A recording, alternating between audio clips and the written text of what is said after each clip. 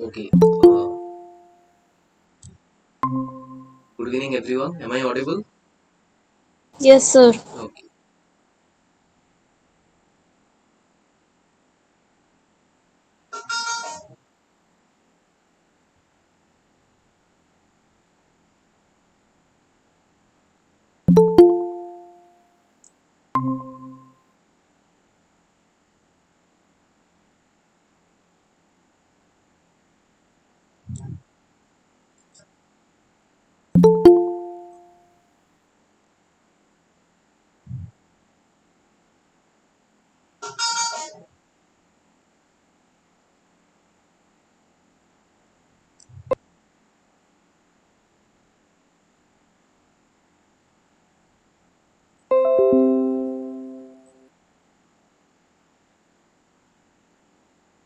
I hope my screen is visible to all. Yes, sir. Yes, sir. Okay. Okay. Thank you. Let's wait for 2 more minutes and then we'll start.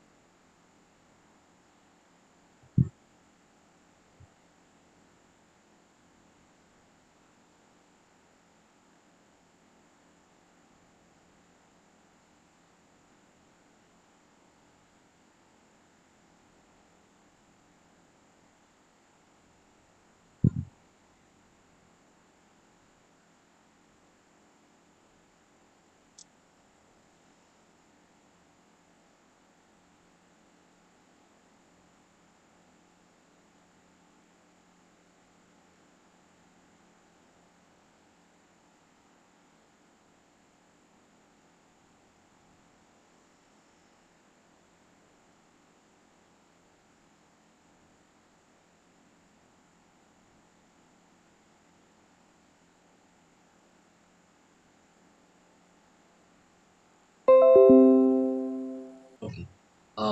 Good evening, everyone. So, today's session is basically based on the lecture content of week 6 on the NPTEL course on fluid mechanics. Now, as you have gone through, as you have already gone through the lectures of week 6, so you must be knowing that the week 6 was basically dedicated to fluid kinematics. Now, what is the meaning of fluid kinematics? So, kinematics basically deals with the motion. So, it deals with fluid motion without considering the responsible forces or the background forces. So, why motion occurs? Whenever motion occurs, whenever there is acceleration, there is some force, but without considering the forces, solely concentrating on the various aspects of the fluid motion is fluid kinematics. Now, this fluid kinematics, if you look at it from the problem solving point of view, then the problems are relatively much easier from this portion. However, the concepts are very important, and you can definitely you can expect some very good questions in different competitive exams. So, to begin with, let us start with a very simple question. So, it's a multiple choice question. The question states that there is a flow field which is represented by the velocity vector v ax I cap by square j cap plus c z t square k cap, where a, b, and c are constants. Okay, so this is a flow field or a velocity field represented by three different components of velocity along x, y, and z direction. So the x directional component is ax, the y directional component is by square, and the z directional component is cz t square. Okay. Now here a, b, and c are constants. Now you have to determine that which one of these option is the correct option. That it is three dimensional and unsteady, two dimensional and steady, three dimensional and steady, two dimensional and unsteady. So this is a very simple problem. Any one of you, can you tell me what is the correct option?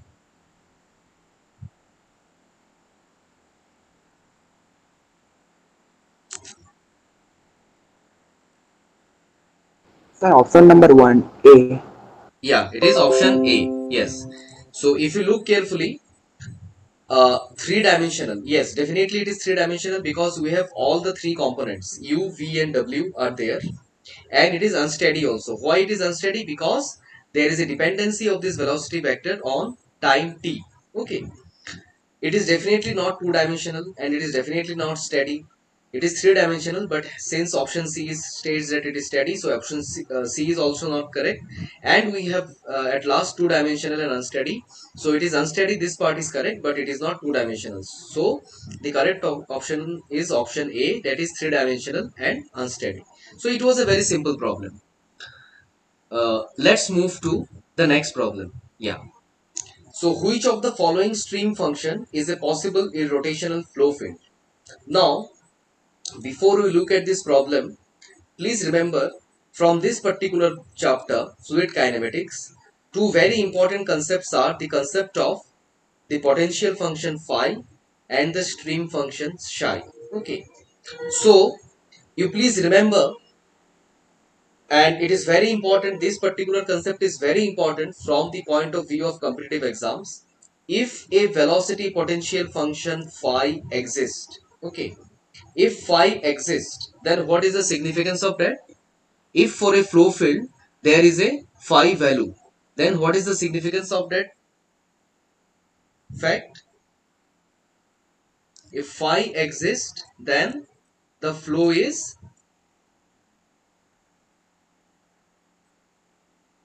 irrotational. Okay, if phi exists, then definitely the flow is irrotational.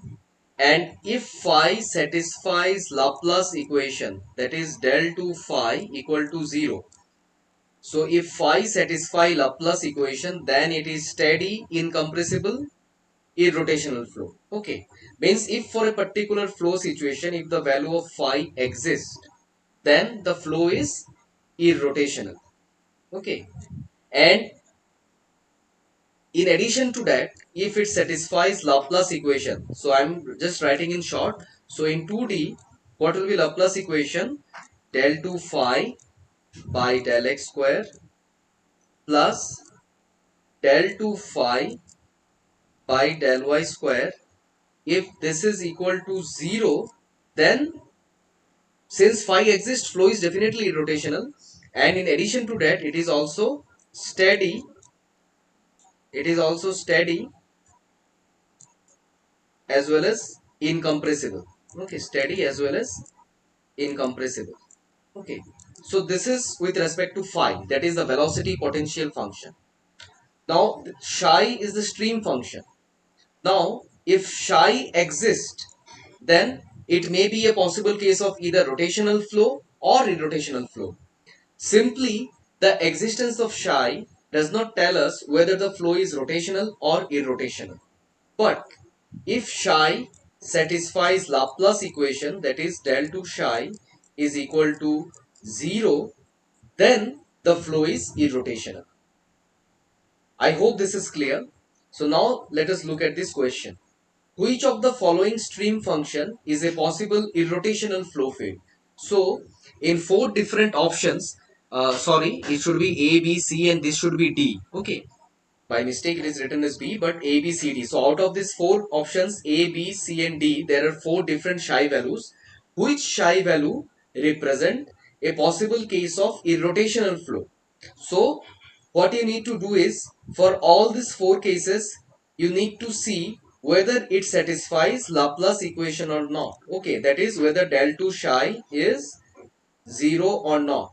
So if Laplace equation is satisfied, then the flow is irrotational. So please try this problem and tell me which one will be the correct option. So this is option A, B, C, and this last one, that is psi equal to ax plus by square, should be option D. Okay, so please tell me which one is the correct option.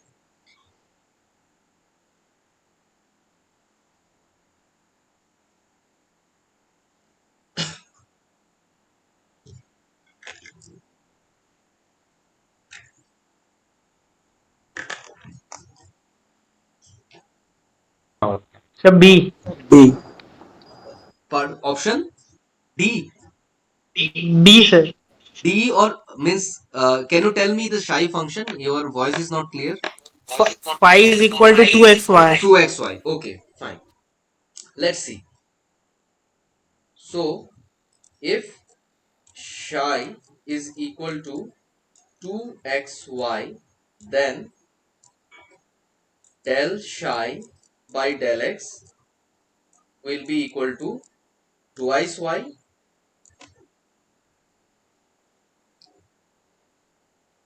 and del 2 Psi by del x square will be equal to 0 and del Psi by del y will be twice x and del 2 Psi by del y square will be equal to 0. So if you add these two terms, that is the Laplace equation, you will get 0. So yes, very good. The option is option B, Psi equal to 2xy.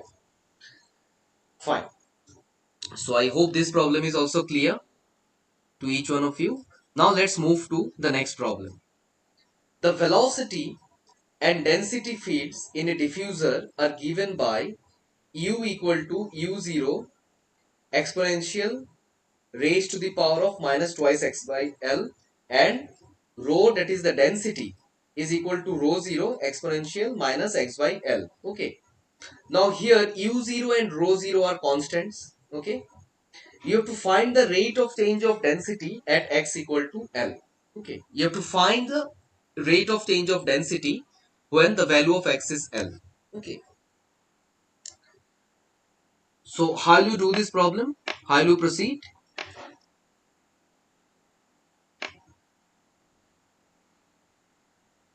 So there is a diffuser. In the diffuser, the velocity and the density fields, as you can see, is the function of a spatial coordinate x. Okay. Rest everything is a constant. And you have to find the rate of change of density at x equal to L. So how do you find the rate of change of any physical quantity? Sir, differentiation with respect to time. Yeah, you have to differentiate with respect to time. Good. Now, you forget this question for some time and let's look at a general case. Now see, it is always advisable to approach a problem considering the most general case. Okay. Now, suppose there is a velocity field given, there is a density field given, and you need to find the time rate of change as you have told correctly. Uh, the option is to obtain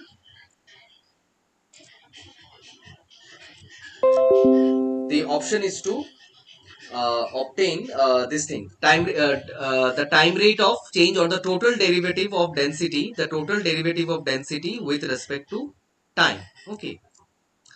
Now suppose in a general flow field, okay, without any assumption, density is a function of what? Density is a function of x, y, z and t. I hope this is clear. If you consider any flow variable, density, pressure, velocity, whatever, in a general three-dimensional unsteady case, all these flow variables, including density, are a function of space, that is x, y, z, and it's a function of time. Right? Is it clear till this point? Yes, sir. Yeah. Now, for this case, if density is a function of x, y, z and time, what will be the value of d rho by dt? What will be the value of d rho by dt?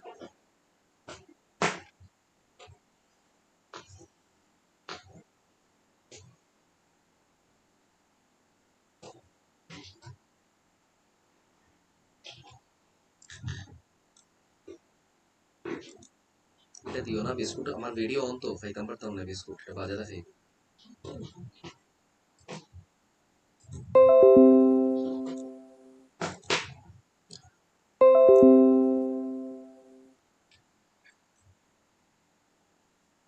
d rho by dt. Okay. uh, let's take a more fundamental question. Okay, suppose there is a function f, okay, which is basically dependent on three independent variables x, y, z. So how do you find the total derivative of f, that is df? How do you find it?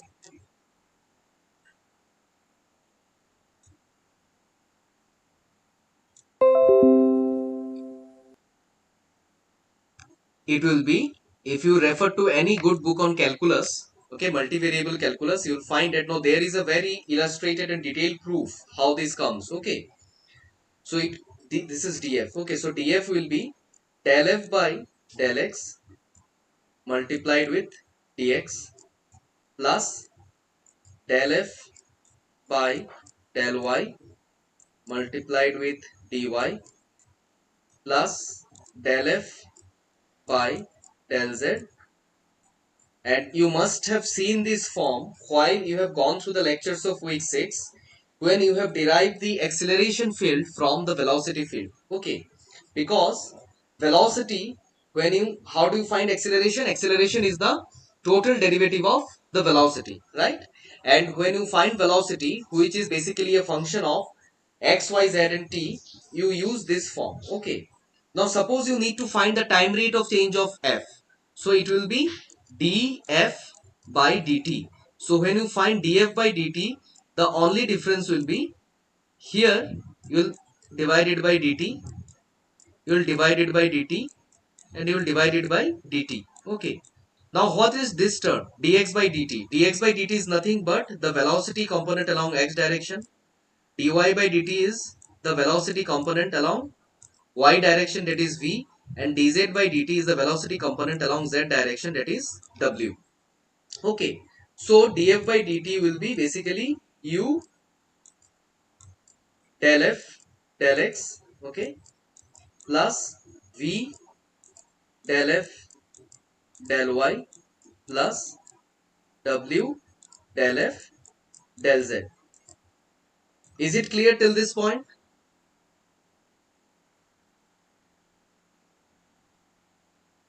Is it clear? Please respond, any one of you. Is it clear? Hello, am I audible?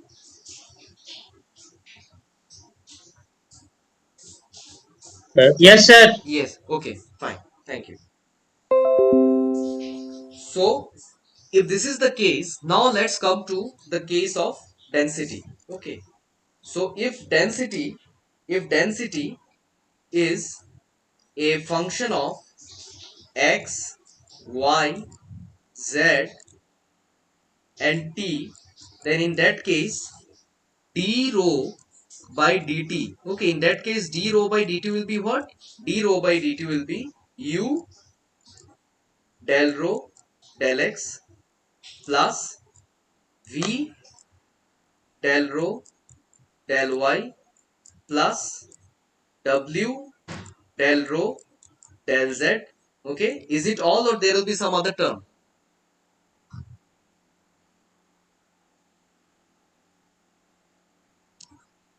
Is it all or there is some other term? Definitely, because here Sir, density is T term. t term. Yes, very good. So it will be del rho by del t, and dt by dt will get cancelled out. So basically del rho by del t. So this is the general form. Okay. Now in the given problem, density is a function of x only. Okay. And it's a one dimensional problem. If you look carefully, just looking at the velocity, and the density variations, you can see that it is a one dimensional problem, and the dimension is the x dimension. Okay, so there is, like, this term is not there, this term will vanish, this term will vanish because there is no time dependency also. So the only term that will be left is u del rho by del x. Okay, u del rho by del x. The value of u is given to you, the value of rho is given to you. You can find del rho by del x. Okay, you multiply it and you substitute the value of x equal to L, you will get the answer. Now before you calculate the final form of this question, some one of you might argue that since density in this particular case is a function of x only, then del rho by del x is equal to d rho by dx. Yes, it is very much correct. Since it is a function of, you can use chain rule and you can directly use this form. Okay. But as I told you, conceptually, and if you want to avoid mistakes during competitive exams where there is a time constraint, it is always better to follow the most general rule, okay, which can be applied or which is applicable for all the scenarios, okay. Otherwise, just maybe with an intention of doing the calculations carefully, you might ignore some terms, and there are high chances of committing some calculation mistakes. So it is always better. Now in this particular problem, since the density was varying only with x, you can very easily write del rho by del x equal to d rho by dx, and you can find d rho by dt. How? D rho by dt is equal to d rho by dt will be what? If you apply chain rule, if you apply chain rule, d rho by dt will be d rho by dx into dt, okay. This is equal to d rho by dx into dx by dt plus what? D rho by dt. But since time variation is not there, the second term will vanish. However, if you follow the general one, it will be easy. So now you tell me what is the final answer following the approach as we have discussed.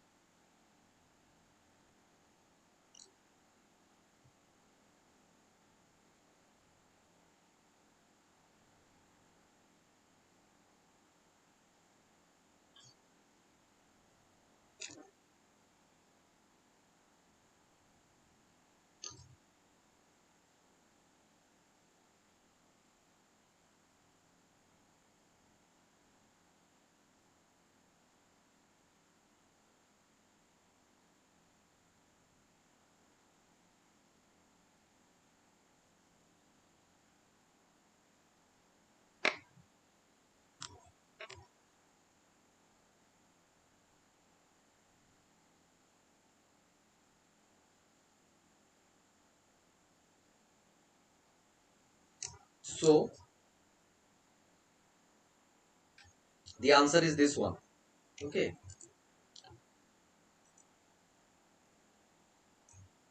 Minus rho 0 u 0 e to the power minus 3 by L.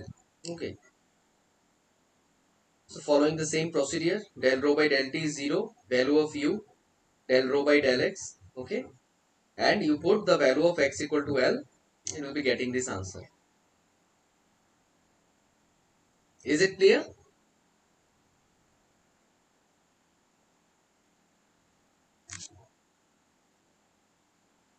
Is this problem clear?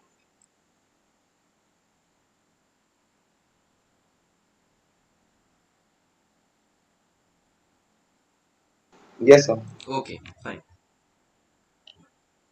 So now let's move to the next problem. A velocity field is given, okay, where the u dimensional velocity or the x dimensional velocity, that is the u component, is 3xy square, y component is twice xy, and the z component is twice zy plus 3t. Now, as it is evident from the velocity vector, it's a three-dimensional flow and it is a transient case, that is unsteady case. Okay. Now, it's a very simple problem, but calculation wise, it is little bit lengthy. You have to find the magnitudes and directions of translational velocity, okay, rotational velocity, and the vorticity of a fluid element. Okay, you have to find the magnitudes and directions of translational velocity, rotational velocity, and the vorticity of a fluid element at a spatial location denoted by the coordinates 1 to 1 at a time of t equal to 3 units. Okay, so what is translational velocity? The first part, what is translational velocity?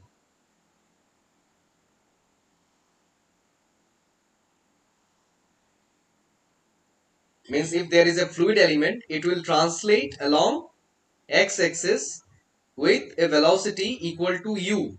It will translate along y-axis with a velocity equal to v. It will translate along z-axis with a velocity equal to w. So I hope it is clear to you now what is translational velocity. Yes, sir. Yeah, but you need to determine the value of translational velocity at a given spatial coordinate, okay, or at a given point denoted by 1 to 1 at a time of 3. Okay, what is rotational velocity?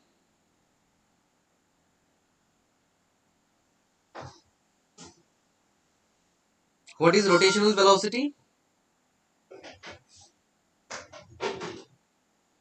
How do you find rotational velocity in fluid mechanics?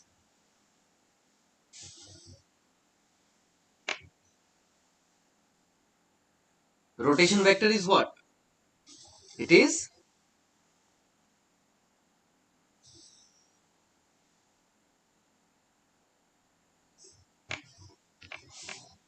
okay, or in terms of vector operation, how do you define rotation? How do you define rotation?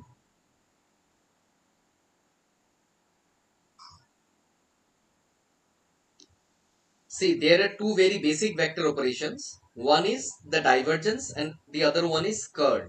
Okay. Now, what is the significance of divergence of velocity? Divergence of velocity is basically it's indicative of the mass flux. Okay. You can see that when the divergence of velocity is equal to 0, it is nothing but the continuity equation for steady incompressible flow. Okay. Similarly, the curl of velocity is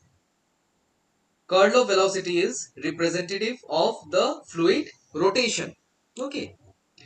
And the third part is vorticity. What is vorticity? Vorticity is again related to the rotation. What is the relationship between the rotation vector omega and the vorticity? How are they related?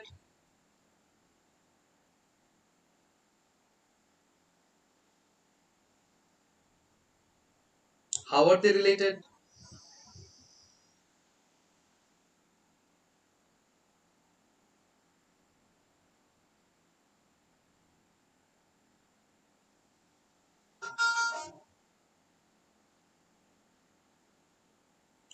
The relation is basically omega is equal to half omega, that is the rotational vector, is equal to half of del cross v, where del cross v is the vorticity, which is equal to twice of rotation, right?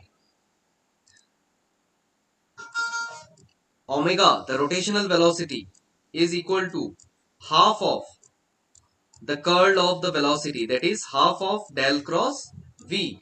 Okay, and vorticity vector is twice of omega. So what is twice of omega? Twice of omega, just see, if you take 2 to this side, it is nothing but del cross v, or the curl of the velocity. Is it clear?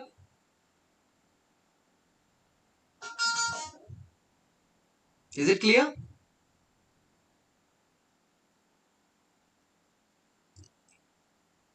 Please respond. Is it clear?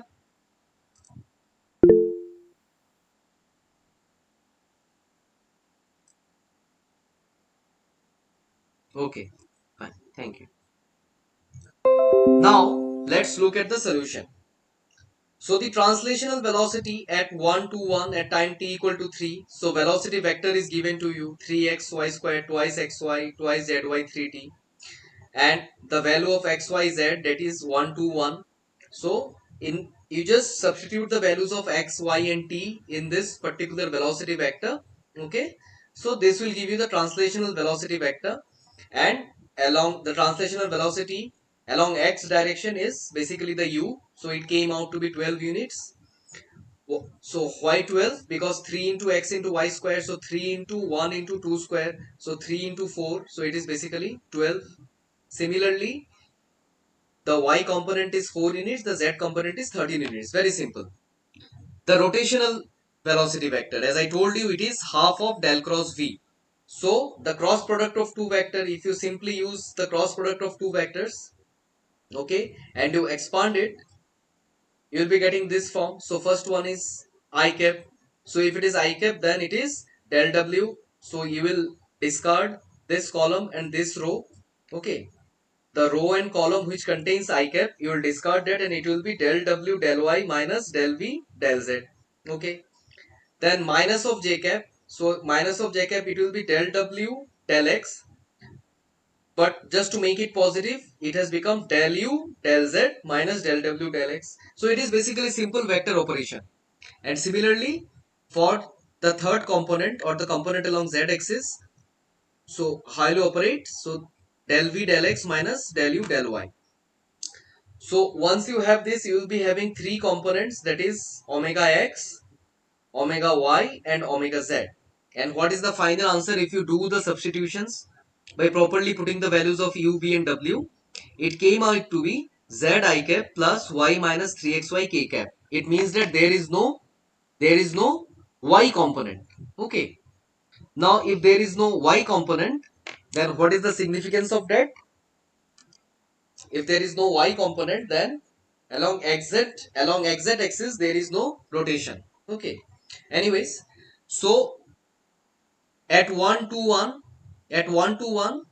z will be 1, y minus 3xy, y is 2, minus 3 to the 6, so it will be minus 4, and there is no time dependency of vorticity. Sorry, vorticity, or say this rotational velocity. So omega x is 1 unit, omega y is 0 units, and omega z is minus of 4 units. Okay. Omega z is minus of 4 units. Now as I told you, vorticity is twice of rotation. So if it is twice of rotation, it will be twice I cap minus 8 k cap. Now when you multiply a vector with a scalar, what happens? The individual components, okay, the components of the vector get multiplied. Okay. So this is the vorticity along x, y and z direction. So is this problem clear?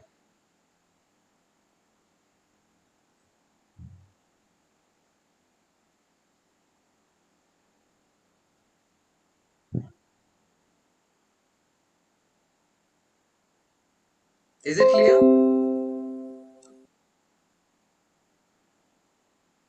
Yes, sir. Okay, fine. Thank you. Let's move to the next problem. Yeah, this is very important. Means it's a very simple problem, but it is important. You have to show that in an inviscid. Now, what do you mean by inviscid fluid? A fluid whose viscosity is 0. Okay, is inviscid fluid. Show that in an inviscid irrotational flow. Okay. Inviscid fluid is basically ideal fluid, okay, where viscosity is 0.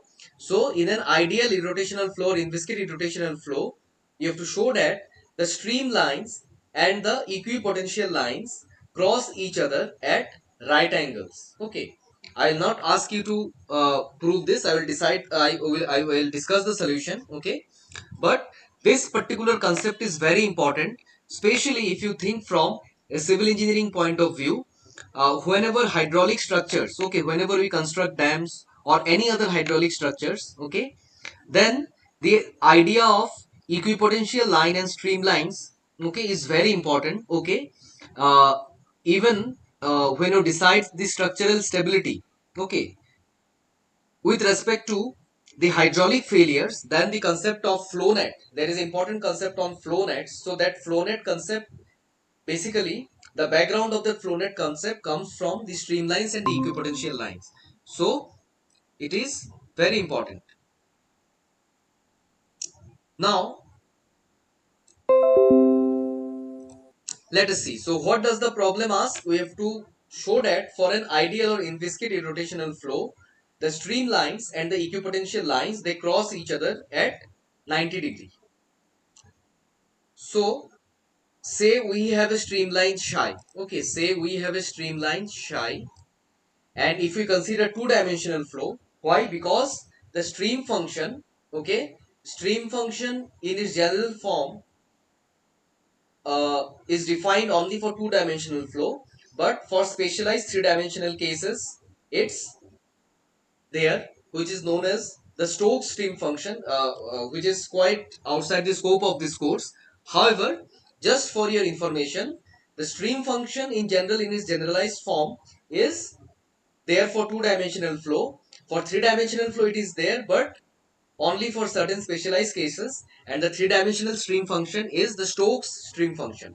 Anyways, so if you consider that this stream function psi is a function of x and y, then just now we have seen how to calculate the total derivative d psi. So d psi will be del psi by del x dx plus del psi by del y dy, right? So d psi, okay.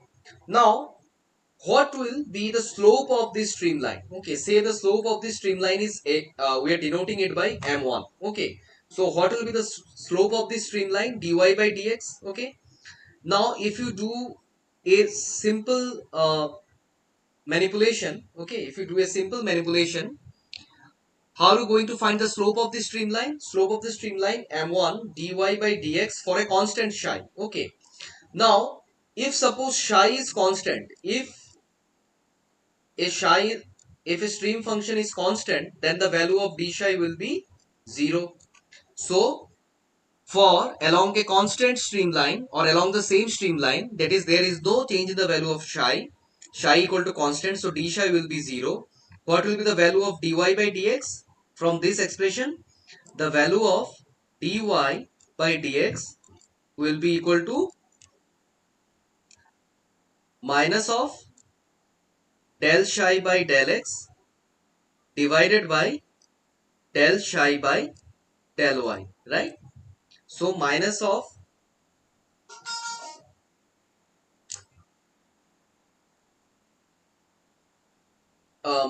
del psi by del x, okay?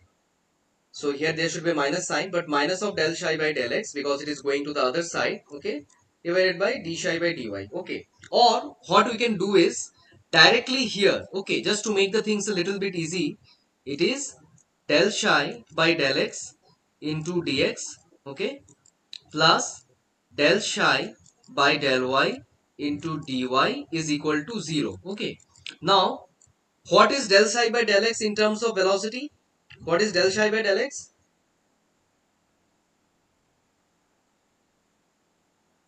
If you look at the definition of stream function, then stream function is defined such that u is equal to del psi by del y, v is equal to del psi by del x. Anywhere, if you give a negative sign here, there is no need to give a negative sign here. If you give a negative sign here, there is no need to give a negative sign here. The reason is these two components u and v, if stream function exists, they satisfy Cauchy-Riemann equation.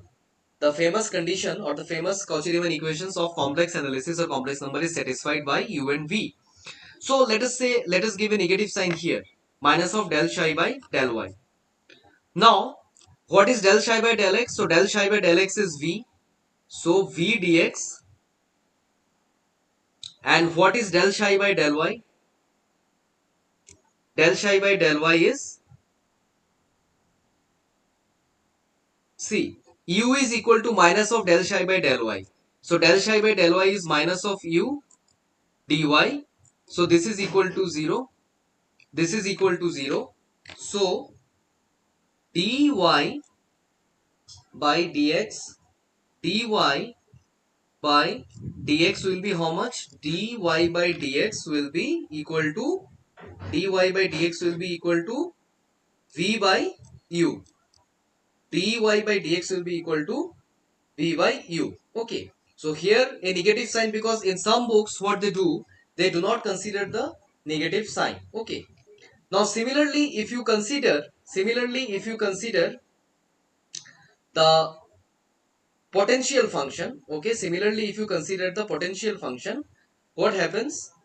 Similarly, if you consider the potential function, you will be getting del phi by del x dx, del phi by del y dy, and you will find the slope. Okay, you will find the slope. Now, for two perpendicular lines, what is the question? What is the condition for two lines to be perpendicular? Suppose you have a line 1 whose slope is m1 and you have a line 2 whose slope is m2, then if the product of their slope is minus 1, then if the product of their slope is minus 1, then we say that the two lines are perpendicular. So basically the basic idea here is, if you now consider the stream equipotential line d phi, the change along the equipotential line del phi by del x dx plus del phi by del y dy. Okay. Now if you are moving along the same potential line, then d phi will be 0. That is a similar concept in case of stream function. Okay. Now u is equal to minus of del phi by del x. V is equal to minus of del phi by del y. Okay. So if you substitute this value here directly, then what will you get? Minus u dx minus v dy equal to 0. From this, what will be dy by dx? That is the slope of an equipotential line. What will be the slope of an equipotential line? Dy by dx, it will be minus of u by v.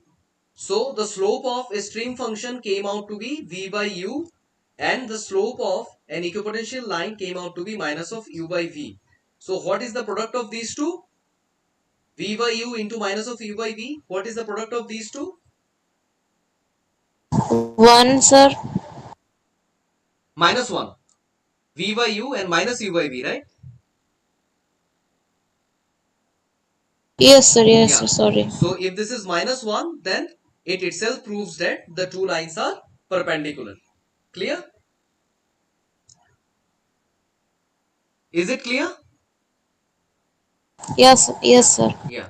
Now in terms of flow net, as I was telling, if say these are the stream lines, okay, these are the stream lines, then these are the equipotential lines, okay, and at the point of intersection the angle is always 90 degree. They are always perpendicular, means the lines may be curved, no problem, the lines may be curved, but at the point of intersection the angle will be always 90 degree.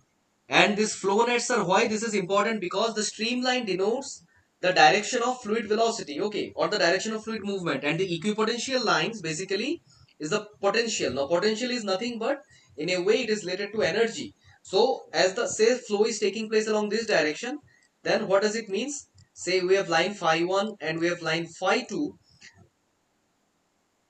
This phi 1 is greater than phi 2, okay. So this is basically the potential. So this type of flow nets are formed. Anyways, let us move to the next problem. Yeah. For the velocity components in a fluid flow given by u equal to twice xy and v equal to a square plus x square minus y square, show that the flow is possible, and you have to obtain the relevant stream function. So there are two parts in this problem. The first part asks you, means you have to check whether the given components of u and v represent a possible flow situation or not, okay. And the second part is you have to obtain the stream function, okay. So the second part, we'll discuss the first part. Can you try? First part also we'll discuss, but can you try, any one of you?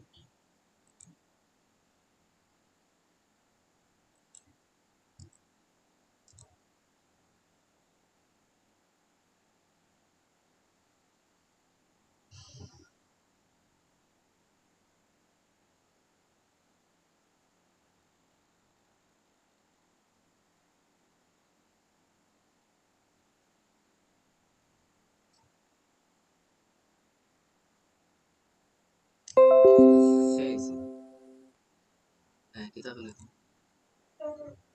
নাম কাম নাই হ্যাঁ কৈছো তো যে আমার presentation বাকবা হ্যাঁ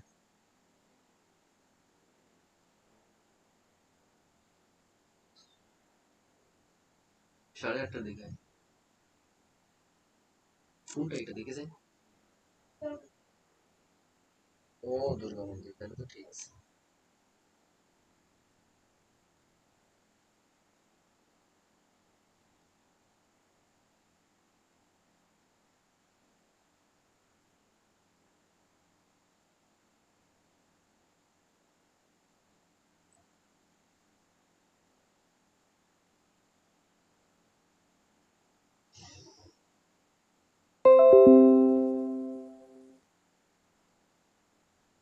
Okay, so u equal to twice xy, v is equal to a square plus x square minus y square. Now what is del u del x? Del u del x is twice y. What is del v del y? Del v del y will be a and x are constant. So minus twice y. So if you write the two-dimensional fluid continuity equation, if you check del u del x del v del y, it satisfies the two-dimensional continuity equation for steady incompressible flow. Now since the given flow field, that is the given values of u and v, satisfies the continuity equation for steady incompressible flow, we can say that it represents a possible case of flow. That is the first part. Okay, show that the flow is possible. So that is the first part. The second part is you have to obtain a relevant stream function. Okay, now stream function, as you know, u is equal to del psi by del y. Okay, so u is equal to del psi by del y. So del psi by del y is basically twice xy. Now if you integrate with respect to y, so twice x is constant. So x, so what will be the integration? You have to basically integrate twice xy with respect to y only, so that twice xy is a constant. So twice x into integration of y dy is basically y square by 2. Okay, so it is xy square, but definitely there will be a constant of integration.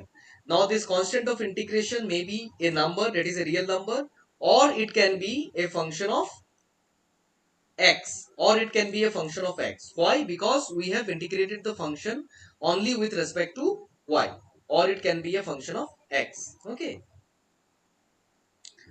now as I have told you, it can be a function of x, fx. Now what should be the value of this function? The value of v is given to us. Now v is equal to minus of del psi by del x. So if you differentiate this psi, it will be minus of del psi by del x will be minus of del psi by del x will be minus of y square. Okay, and minus of f dash x. Okay, so this is basically equal to, this is equal to v. So a square plus a square minus y square. So f dash x minus of s square plus x square. Okay, so from this expression we have found that f dash x equal to minus of a square plus x square. Then what will be the value of x? You simply integrate with respect to x. Okay, so if you integrate this, it will be minus of a square x minus of x cube plus 3 x cube by 3 plus some number constant. So this is basically the stream function psi. So while computing velocity potential function and stream function from the given flow fields, that is the u velocity or the v component of velocity, you must be very careful in deciding the constant terms, because these are all partial derivatives. So the constants may not be number always, they may be a function as in this case. So it is very important to take care of this thing. So I hope this is clear. Is it clear? Yes, sir. Okay. So now if you have any doubt, so today this was all for today's session. So if you have any doubt, then you can ask, or we can stop here.